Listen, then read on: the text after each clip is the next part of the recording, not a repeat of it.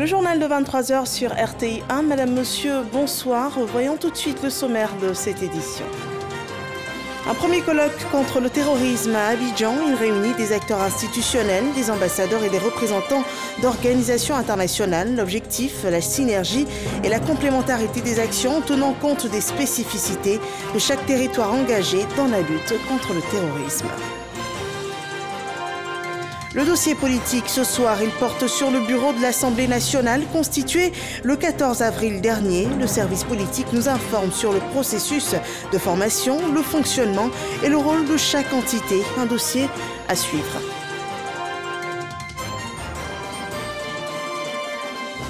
Nous verrons aussi la répression contre les constructions anarchiques. Un immeuble de type R+3 démoli ce jour à Anono, dans la commune de Cocody.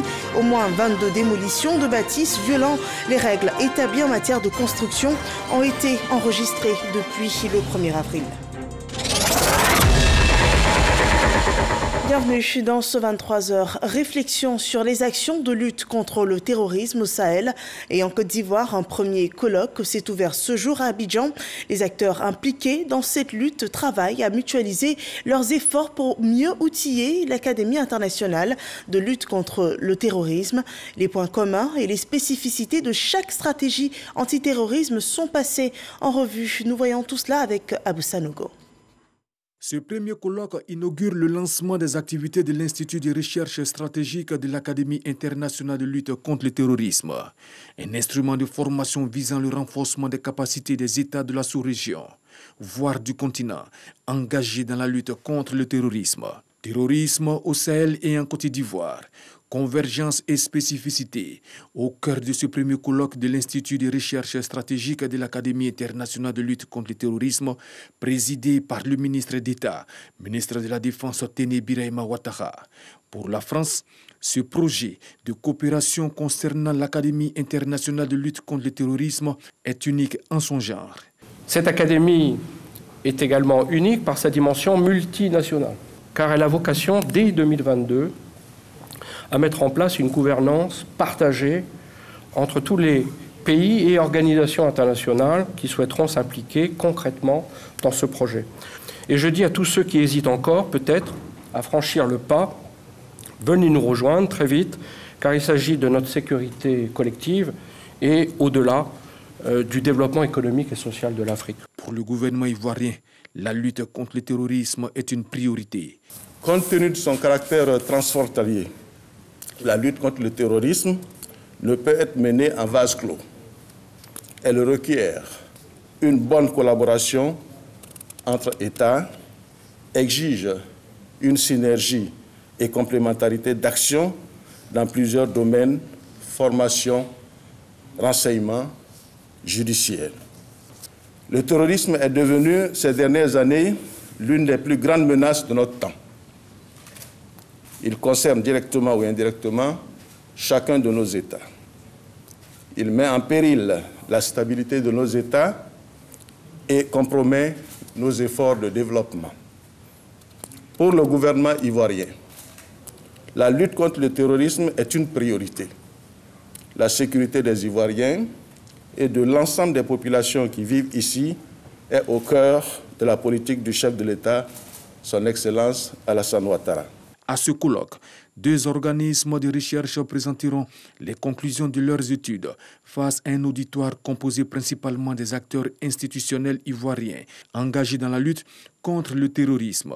Près de 70 invités, dont des ambassadeurs et représentants des organisations internationales ayant manifesté un intérêt pour le projet de l'Académie internationale de lutte contre le terrorisme, y prennent part.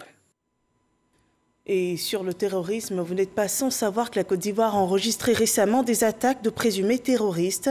La plus récente, celle de la base militaire de Ndotré, un peu plus de 24 heures après l'attaque, les autorités sécuritaires étaient sur le plateau du 20h pour une mise au point des opérations de l'état-major des armées. Un extrait de l'entretien mené par Kolo Koulibaly. Face aux rumeurs suscitées par les opérations menées par les forces de défense et de sécurité en matière de ratissage, de contrôle et de bouclage l'état-major a tenu à venir rassurer les populations ivoiriennes. Ces opérations sont consécutives effectivement à l'attaque qui a eu lieu dans la nuit du 20 au 21 avril 2021 à la base militaire de Ndotré dans la commune d'Abobo. Ces opérations ont pour but d'appréhender les auteurs de cette attaque et tout individu qui aurait pu participer à cette attaque. Au regard des objectifs que nous recherchons et de la confidentialité qui est liée à ce type d'opération, il est évident que nous ne pouvions pas prévenir les populations au préalable comme nous avons l'habitude de le faire. L'état-major général des armées tient à rassurer les populations que toutes les dispositions sécuritaires ont été prises pour qu'elles puissent vaquer de façon sereine à leurs occupations. Elles devraient en aucun cas céder à une psychose inopinément créée. Nous avons les premiers éléments de l'enquête qui ont débuté hier. D'abord, les assaillants étaient au nombre de 4. Je peux vous dire, révéler leur identité. Allez-y. Il s'agit de Bedel Rickens, né le 11 mai 1978 à Harper, c'est au Libéria. Deuxième assaillant, Kana Jimmy, né le 26 12e mois 1915 à Mount County, au Libéria. Le troisième assaillant se nomme Nyepa Mani Valentin, né en 1976 à Tabou, ivoirien. Le quatrième assaillant n'a pas été identifié parce qu'il n'avait pas de pièces. Alors je tiens à préciser que nous avons eu sur le champ de bataille 3 morts. 3 morts. Le quatrième assaillant a été blessé. Et nous avons eu le temps même au niveau des enquêtes de l'interroger. Et au stade de l'enquête, nous avons 2 certitudes. 2. La première certitude, c'est que ce sont des gens qui ne sont pas venus pour s'amuser. Ces gars-là ne sont pas venus pour s'amuser, ils sont venus pour tuer. Deuxième certitude, il ne s'agit pas de djihadistes. Ce sont des personnes, un groupe de personnes en provenance du Libéria, enfin la majorité, puisque sur les 4, il y a 3 dont on sait qu'ils viennent du Libéria, et qui donc ont un groupe, qui sont d'un groupe organisé avec une base arrière bien déterminée. Voici donc les 2 certitudes que nous avons. Le reste, nous suivons l'enquête, et lorsque nous aurons de nouveaux éléments, nous allons vous les communiquer. Voilà, la situation est largement sous contrôle des armées ivoiriennes. Un autre sujet, à présent la chef de la diplomatie ivoirienne, la ministre d'État Kandia Kamisoko Kamara, apportait la compassion de l'État de Côte d'Ivoire suite à la disparition du prince Philippe, duc d'Édimbourg, époux de la reine Elisabeth II. La ministre ivoirienne des Affaires étrangères et de l'intégration africaine et de la diaspora a dans ce cadre signé le livre des condoléances à l'ambassade du Royaume-Uni de Grande-Bretagne et d'Irlande du Nord, décédé le 9 avril dernier à l'âge de 99 ans. Le duc d'Édimbourg a été inhumé sur le domaine du château de Windsor. Un autre hommage, celui rendu à un illustre disparu ivoirien, le cheikh Aïma Mamadou Traoré, décédé la semaine dernière. Le Conseil économique, social, environnemental et culturel a ce jour honoré sa mémoire à titre posthume. Il a été élevé au rang de commandeur de l'Ordre national. Sidonie Davila. La coutume, une fois de plus respectée au Conseil économique, social, environnemental et culturel, CESEC, à la perte d'un des leurs. Cheikh Mamadou Traoré, guide suprême de la communauté musulmane et membre du CESEC depuis 2014, reçoit les hommages de ses pairs. Piquet d'honneur, décoration à titre posthume. Nous vous faisons commandeur de l'Ordre national à titre posthume. Oraison funèbre. Le départ du guide suprême de notre cher collègue est pour nous la séparation définitive avec une parcelle de sagesse qui se donnait comme une lanterne pour guider nos chemins, un haut lieu de connaissance qui nous insufflait le sens ultime et profond de l'existence, une source intarissable donnée par le divin. Cette cérémonie d'hommage digne d'un homme de grande envergure, disparu le 13 avril dernier, a connu plusieurs articulations. Un moment intense qui a réuni, en dehors des membres du CESEC, ceux des institutions sœurs, le Sénat et l'Assemblée nationale. Également, la présence remarquée des parents, amis et connaissances du défunt. Nos sincères remerciements vont à votre endroit. Mesdames et messieurs, distingués conseillers économiques, sociaux, environnementaux et culturels, merci de lui avoir permis d'apporter sa modeste contribution au rayonnement de votre prestigieuse institution pour le bonheur de tous les habitants de la Côte d'Ivoire. Le Conseil économique, social, environnemental et culturel est très éprouvé. Le décès de l'imam Cheikh Mamadou Traoré vient s'ajouter à la disparition de plusieurs autres membres, notamment Charles Kofi Dibi, Zadi Kessi et Laurent Dona Fologo. Et nous en venons au dossier de ce journal. Le service politique s'est introduit à l'Assemblée nationale et ce soir, il vous dit tout sur le bureau de l'hémicycle constitué il y a quelques jours. La modalité de la formation, son fonctionnement et le rôle de chaque entité le composant. Un dossier réalisé par Moussa Konaté que je vous invite à suivre avec la plus grande attention.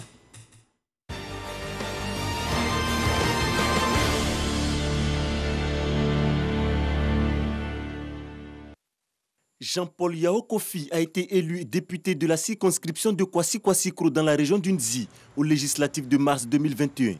Sur proposition de son groupement politique, le PDCI, il est aujourd'hui membre du bureau de l'Assemblée nationale au poste de vice-président. Le vice-président de l'Assemblée nationale fait partie de la conférence des présidents. La conférence des présidents, c'est un organe qui assure le calendrier et le programme de travail des députés de l'Assemblée nationale. L'article 12, alinéa 3, donne également la possibilité au vice-président de suppléer le président dans toutes ces tâches qui sont la présidence d'une plénière, la présidence de la conférence des présidents et la présidence du bureau de l'Assemblée nationale. Jean-Paul Yao Kofi fait donc partie des 27 membres du bureau de l'Assemblée nationale depuis le 14 avril. Un bureau proposé par le président Amadou Soumaoro, adopté à l'issue d'un vote par les députés. 11 vice-présidents, 3 questeurs et 12 secrétaires. Le bureau de l'Assemblée nationale est ainsi constitué. C'est la plus haute instance de l'hémicycle, le lieu où se prennent les grandes décisions. Ce sera le bureau de l'Assemblée nationale qui sera compétent lorsque nous nous retrouverons par exemple hors session et qu'il s'agira d'examiner des questions d'immunité par exemple de certains députés. Ce sera le bureau qui sera compétent lorsqu'il s'agira de déterminer la conduite politique de l'Assemblée nationale. Ce sera le bureau qui sera compétent lorsqu'il s'agira de déterminer la ligne politique selon laquelle l'Assemblée nationale doit s'exprimer. Par exemple, elle doit donner la position de l'Assemblée nationale sur l'actualité politique, sur des prises de position à l'international. Voilà, ce sera le bureau qui sera compétent donc, pour prendre ces hautes décisions-là. Faire partie du bureau de l'Assemblée nationale est une lourde responsabilité pour Krapoulin Kwasi. Le député de Sorobango dans la région du Gontougou est secrétaire du bureau. Le secrétaire de bureau assiste le président ou son représentant lors des séances publiques, à l'hémicycle ou au congrès.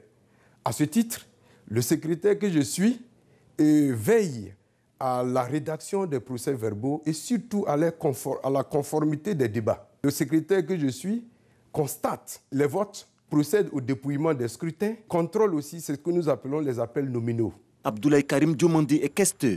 Il a la charge de la question des affaires financières de l'Assemblée nationale. Le questeur est chargé de la gestion financière de l'Assemblée nationale, conformément au règlement de la comptabilité de l'Assemblée nationale. À ce titre, c'est lui qui, en collaboration avec les services compétents, monte le budget et le présente à la Commission des affaires économiques et financières, qui ensuite le présente au bureau de l'Assemblée nationale. Et enfin, nous passons avec ce budget en plénière de validation. Il y a un budget qui est mis à la disposition de l'Assemblée nationale qui s'exécute conformément au règlement de la comptabilité. Ça veut dire qu'on a un budget d'investissement, on a un budget de fonctionnement. Donc tout cela, nos services font des propositions et les questeurs valident. Et tout cela aussi se fait sous l'autorité du bureau de l'Assemblée nationale et du président de l'Assemblée nationale. Dans le bureau de l'Assemblée nationale, seul le mandat du président court durant toute la durée de la législature. Les autres membres, eux, ont un mandat d'1 an renouvelable. Les députés membres du bureau sont issus de différents groupements politiques, PDCI, RHDP et EDS. Absent du bureau, le groupe parlementaire UDPCI n'est pas satisfait de cette composition. Les membres du bureau assistent le président dans la gestion de l'Assemblée nationale. Et si les contradictions politiques, les sensibilités s'expriment à ce niveau, ça permet au bureau de venir devant les députés avec des positions consensuelles, puisque les représentants des groupes dans le bureau relaient auprès de leurs membres les décisions qui sont prises au niveau du bureau. Ce n'est pas le cas. Bon, évidemment, nous espérons que la gestion de l'Assemblée tiendra compte de son rôle. Et le président l'avait annoncé, que nous avons un rôle à jouer dans la réconciliation, dans la cohésion nationale. C'est pour ça que j'ai été très surpris de voir que le bureau a été constitué contrairement aux déclarations. Un avis qui n'est pas partagé par d'autres députés. L'Assemblée nationale est une chambre politique. Le président discute avec le groupe parlementaire. Il propose au groupe parlementaire de donner des noms. Et le président peut choisir des noms. Il peut demander à ce qu'on donne plusieurs noms. Et parmi ces noms, il choisit ceux qu'il pense être capables de l'aider à accomplir la mission. Les députés n'appartenant à aucun groupe parlementaire auraient eux aussi souhaité intégrer le bureau. Nous n'avons pas voulu nous aligner à des idéologies politiques, sûrement parce que nous ne nous reconnaissons pas dedans.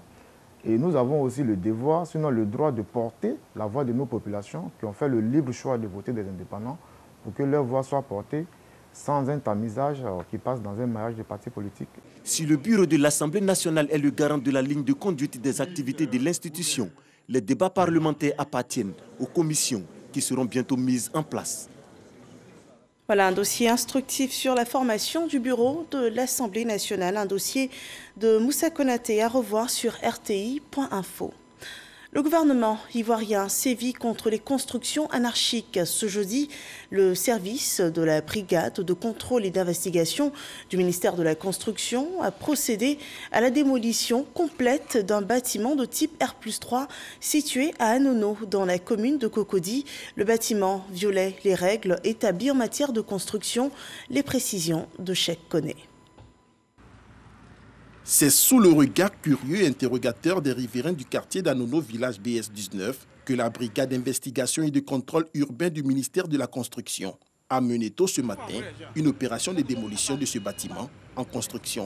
Un immeuble R+3 ne respectant aucune norme administrative et technique, puis il présente d'importants défauts de construction qui menacent sa stabilité. En dehors de ce qu'il n'y avait pas de permis de construire, le bâtiment présentait un risque d'effondrement. Et donc, nous avons interpellé le propriétaire et l'opérateur économique qui réalise donc des travaux à l'effet de produire un rapport d'expertise sur la tenue de son ouvrage. Et depuis plus de 2 mois, nous n'avons reçu aucun rapport. Et donc, il ne fallait pas laisser nos populations en danger.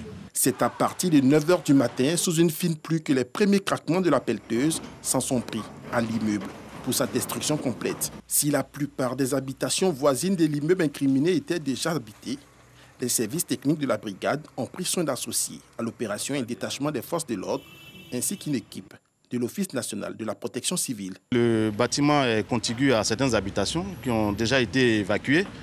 Donc on va essayer de faire cette démolition en évitant que certains débris ne puissent endommager le voisinage. Face à l'avalanche d'effondrement d'immeubles dans le district d'Abidjan, le ministère de tutelle a renforcé son dispositif de répression. Les premiers résultats se font déjà sentir. Du 1er avril au 13 avril 2021, soit moins de 2 semaines, 21 démolitions étaient menées dans les communes de Bingerville, Marcory, Yopougon et Adjamé. Et ce, grâce à la collaboration des populations riveraines. Nous avons créé un certain nombre d'outils, notamment le groupe WhatsApp. Alors le groupe WhatsApp est un groupe qui est à la disposition de tous les usagers. Ils peuvent donc appeler pour dénoncer dans leur quartier, dans leur environnement de vie, tout ce qui est construction anarchique à travers le numéro 07 89 04 87 36. En 2020, pour la seule ville d'Abidjan, plus d'une dizaine d'immeubles se sont effondrés, causant d'importants dégâts matériels et des pertes en vie humaine. La brigade de contrôle et d'investigation du ministère de la Construction poursuivra sa mission pour la sécurité des populations ivoiriennes. Qu'en est-il de l'évolution de la pandémie coronavirus? Réponse après ce jingle.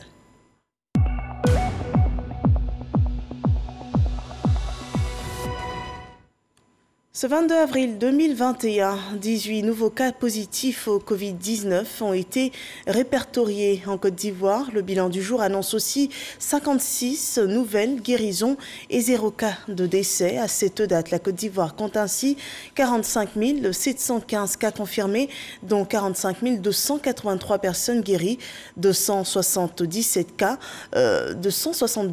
de décès et 155 cas actifs. Si les chiffres sont en baisse, il ne faudrait pas relâcher les mesures de lutte. À ce jour, un total de 109 077 personnes ont été vaccinées contre la Covid-19 dans notre pays.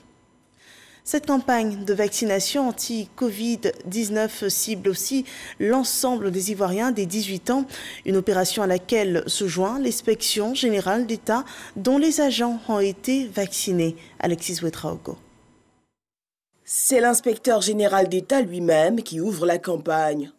En une fraction de seconde, la première dose du vaccin contre la maladie à coronavirus lui est injectée. Pour Théophile Awandoli, le vaccin reste à ce jour un outil indispensable de la lutte. Vous savez qu'actuellement, il n'y a pas de médicament contre la Covid-19. Je crois que la seule possibilité d'arrêter cette pandémie, c'est vraiment la vaccination. Et bien sûr, les mesures barrières. Donc, j'invite tout le monde, tous les Ivoiriens à se faire vacciner. Il n'y a pas d'autre possibilité. Il faut que tout le monde le fasse pour que cette pandémie soit boutée hors de la Côte d'Ivoire, hors de l'Afrique, hors du monde. Une opération saluée par le personnel de l'inspection qui sensibilise les plus sceptiques. Il faut qu'on se protège pour pouvoir protéger les autres. Je voudrais appeler, sensibiliser mes collègues à se faire vacciner pour se protéger. C'est en mars dernier que la Côte d'Ivoire a commencé à administrer les premières doses du vaccin contre la Covid-19. À ce jour, un peu plus de 90 000 doses ont été administrées. Il y a de l'espoir dans la lutte contre le paludisme. Un vaccin fait ses preuves chez des milliers d'enfants du continent. Il s'agit du vaccin RTS-S. Environ 650 000 enfants du Malawi, du Ghana et du Kenya ont pu en bénéficier grâce à un programme pilote démarré il y a 2 ans par l'Organisation mondiale de la santé. Le vaccin a eu des effets positifs et a entraîné une baisse de la mortalité. Ce vaccin administré à des enfants âgés d'au moins 5 mois jusqu'à l'âge de 2 ans environ nécessite 4 doses pour prévenir 4 cas de paludisme sur 10 et 3 cas sur 10 de paludisme grave menaçant le pronostic vital. Un accident de la voie publique sur l'axe Yopougon à Bobo a fait au moins 10 morts ce jour, 11 blessés et 5 cas graves, dont d'importants dégâts matériels ont été aussi déplorés. 4 véhicules sont impliqués dans cet accident. Une enquête policière est en cours en vue d'établir les responsabilités. Des précisions avec Didier Nguessan. Une collision frontale entre un taxi qui faisait des dépassements malencontreux et un camion a été enregistrée très tôt ce matin à hauteur de la forêt du Banco sur la route de Ndotré. L'accident a finalement impliqué 2 autres véhicules, dont un minicar. Le bilan est lourd. 10 décès et 12 blessés évacués à l'hôpital militaire d'Abidjan, Achma, et dans cette clinique de Yopougon. Il était derrière, comme le était pressé, il a voulu faire un dépassement de au moins 2 à 3, 24 véhicules. Donc maintenant, il ne savait pas que c'était un camion qui était en face de lui. Au moins, il s'est rendu compte que c'était un gros camion, il était là tout le temps. Donc c'est comme ça qu'il a fait une année, il a connu le taxi. Le camion aussi, il a continué, a pris sens inverse, aller prendre le Baka, il est tombé derrière, lui-même est tombé encore sur le Baka. Dans un communiqué, le ministre des Transports exprime les sincères condoléances du gouvernement et formule des vœux de prompt rétablissement aux blessés. Le ministre des Transports a dépêché son directeur de cabinet, Ahmed Diomandé, pour prendre des nouvelles des blessés et leur apporter la compassion de l'État. Ils sont tous hors de danger, disons. Leur vie n'est pas en danger. Certes, il y a eu à déplorer des traumas, donc des fractures de membres. Mais le directeur de l'hôpital nous a rassurés quant à leur pronostic de vie. Alors, nous avons, après Yopougon, on est venu ici au Achma pour justement voir 4 autres blessés qui ont été évacués ici. Mais je suis très heureux de savoir que ces 4 personnes ont soutenu des blessures légères et elles sont toutes rentrées chez elles. Conduire, c'est vraiment un privilège. Et donc le minimum à faire, c'est de respecter donc, les obligations qui vont avec ce privilège-là pour éviter à déplorer ce genre d'incidents qui endeuillent malheureusement encore nombreuses familles ivoiriennes. Le ministre des Transports invite les transporteurs et conducteurs au respect du code de la route. Par ailleurs, le gouvernement accentuera les efforts dans la lutte contre l'incivisme routier. Les frais d'hospitalisation des blessés sont entièrement pris en charge par le gouvernement. Et toujours sur l'insécurité routière, au moins 22 cas d'accidents, dont 12 mortels ont été portés ce jeudi devant la commission spéciale de suspension et de retrait de permis de conduire. Cette commission a statué sur des cas d'excès de vitesse, de violence et voies de fait sur agents de force de l'ordre, de mauvais stationnement et autres infractions dans les locaux de la Direction générale des transports. On voit cela avec Patricia Homo. Au cours des travaux, les mis en cause ont relaté les circonstances des accidents avant de répondre aux questions des membres de la commission. Oussou Kwadio, chauffeur de taxi à Abobo depuis 9 ans, a causé la mort d'une fillette de 5 ans dans un accident de la voie publique. Cette infraction est sanctionnée par une suspension du permis de conduire pendant 15 ans. Kone Adama, chauffeur de car, lui, s'en sort avec 2 ans de suspension de son permis de conduire après un excès de vitesse qui a fait 6 blessés graves. 2 ans ferme. Pendant ces 2 années, tout ce qui est engin moteur qui emprunte la route, vous ne devez pas toucher. Les sanctions sont établies en fonction de la gravité des cas, allant de 1 mois à 20 ans. Lorsque vous stationnez, vous devez prendre des mesures pour éviter la survenue d'accidents de votre fait. Surtout lorsqu'il s'agit d'un gros engin, un camion, dans la nuit. Vous devez prendre des dispositions pour que votre véhicule soit visible. Une occasion pour le président de la commission d'exprimer son amertume face à la recrudescence des accidents mortels.